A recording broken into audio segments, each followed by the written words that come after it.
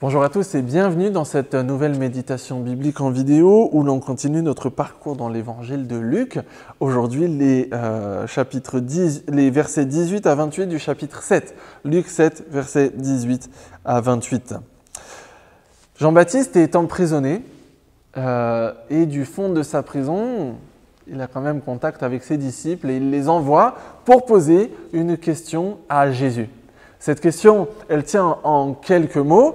Est-ce que Jésus est réellement le Messie, le Sauveur, celui que le peuple attendait? Ou bien est-ce qu'ils doivent en attendre un autre? Jésus est-il le Messie?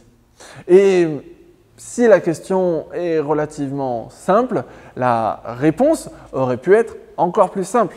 Elle aurait pu tenir en un mot. Jésus aurait pu juste dire « Oui, c'est moi ».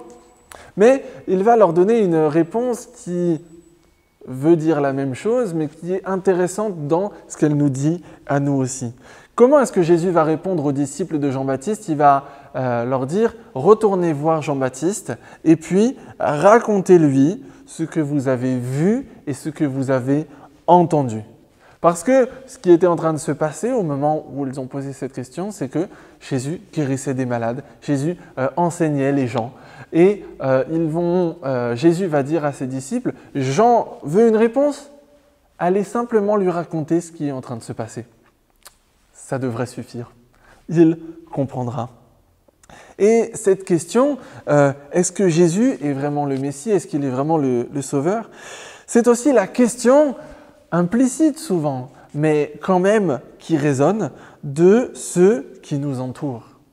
Votre Jésus là, celui pour qui vous vous engagez, celui pour qui vous vous levez, même le dimanche matin, celui pour qui vous faites tant de choses dans votre église, ce Jésus, est-ce que c'est vraiment le Sauveur?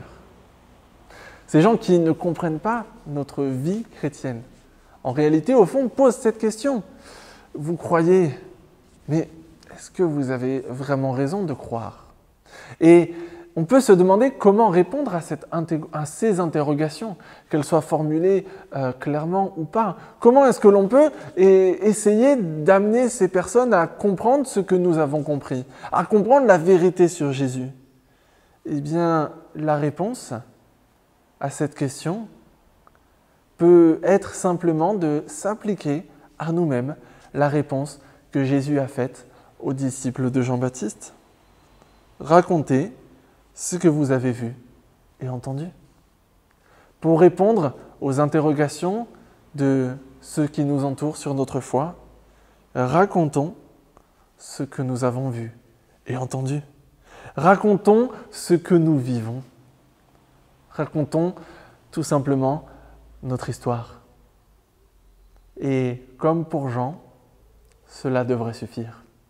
Parce que ce que Jésus fait dans notre vie est plus que suffisant.